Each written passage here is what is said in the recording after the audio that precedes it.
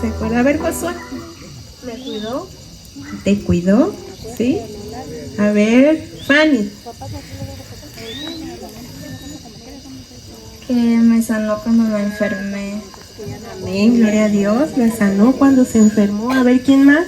Gracias a Dios porque me permitió cumplir un año más de vida y también el hecho de estar aquí también es por voluntad de nuestro Dios. Pues gracias a Dios porque en este año me permitió graduarme de la preparatoria y así también ingresar a una universidad, gracias a Dios.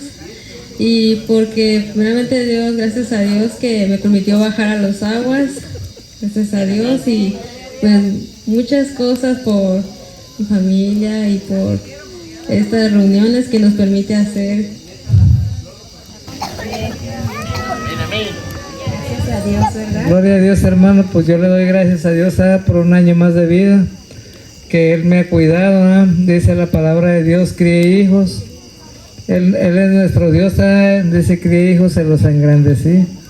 Pero ellos se han apartado de mí, hay que tener mucho cuidado de no apartarnos de nuestro Dios, porque Él merece la honra y la gloria, porque dice la palabra que Él hizo todas las cosas. Él nos da el aire, nos da la comida, porque aunque nosotros trabajamos y todo, pero si Él no hace que llueva en la tierra, la comida se escasea. Entonces Él manda la lluvia para que nosotros comamos, porque si no hay lluvia no hay comida. Ya ven, dice la palabra de Dios que cuando Elías oró para que no lloviera, dice que dejó de llover y toda la gente se estaba muriendo de hambre y los animales. Entonces tenemos mucho que agradecerle a Dios, porque Él nos da la vida. Faltando 2 días para la cita que tiene el seguro, porque no me operaron el seguro. Ya yo, entonces Él me dio un sueño a mí, me habló, dice: mi hijo, ya no tenga miedo, ya vas a ser curado y sanado y operados. De a partir de ahorita, ustedes están conmigo en el reino. Así me dijo el Señor, que yo estaba con Él ya en su reino. Sí.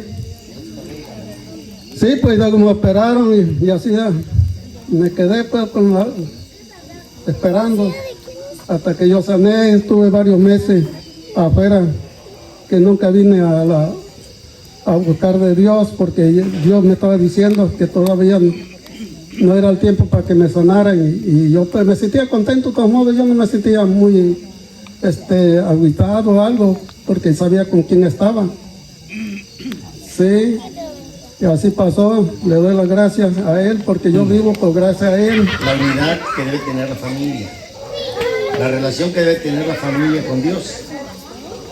Nada sencillo, hermanos.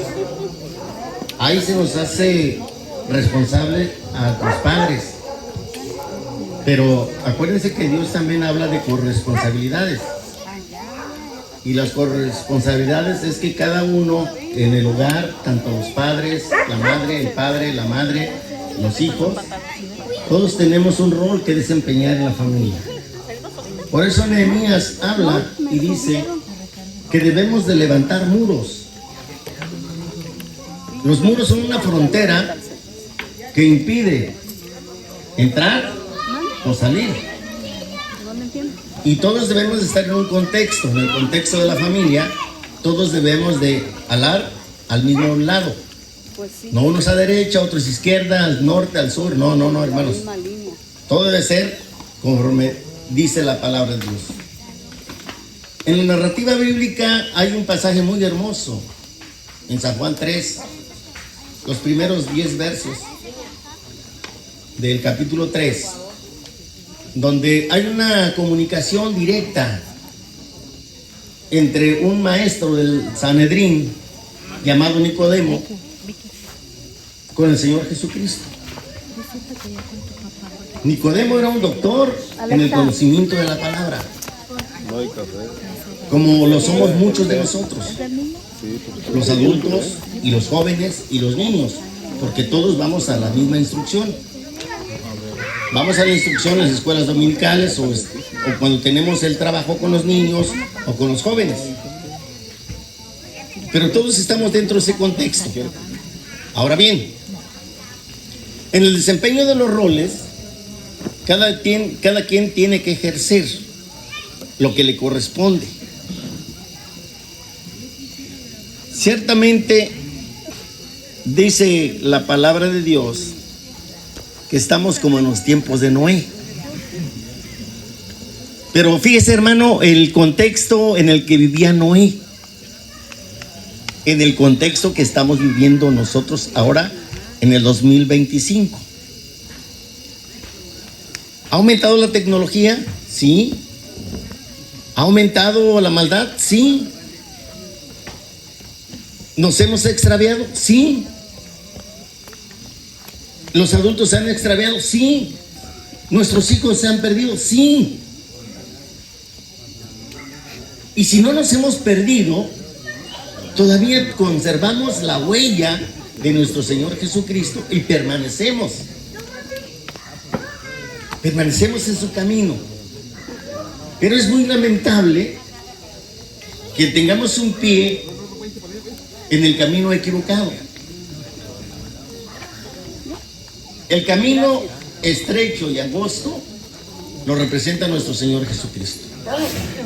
Por eso nosotros en este momento vamos a leer una cita en la primera carta de Juan, capítulo 5. Por favor, ¿lo quieres citar conmigo? San Juan 5:4 dice así: porque todo lo que es nacido de Dios vence al mundo, y esta es la victoria que ha vencido el mundo, nuestra fe. Todo lo que es nacido de Dios vence al mundo. Muchos de los que estamos aquí jóvenes, yo ya soy adulto mayor, pero muchos de ustedes, desde los más pequeñitos hasta ustedes que tienen 18, 19, 20 o 25 años y aún no se han unido en matrimonio, son jóvenes. Y han nacido, quizá muchos en cuna evangélica, y muchos han conocido apenas poco tiempo, no sé cuánto tiempo. Pero quiero decirles que muchos de estos jóvenes que están aquí crecieron junto con mis hijos desde muy pequeños y han permanecido en el camino de la verdad y de la vida eterna. Y eso es muy loable para nosotros como padres.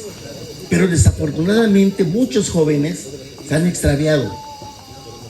No decimos que ya perdieron la fe, no, se han extraviado. Simple y sencillamente no permanecen. ¿Qué es lo que falla? Si la palabra de Dios dice: instruye al niño en su camino, que aun cuando fuere viejo no se apartará de él, ¿qué es lo que ha fallado? Jóvenes, ¿qué es lo que ha fallado? Quizá nosotros como padres estamos fallando. Quizá la mamá, quizá el papá, o nuestros amigos, que entre comillas dicen ser nuestros amigos, nos han llevado por rumbos equivocados. O quizá la tecnología ha desviado nuestro conocimiento, nuestra fe, nuestra esperanza.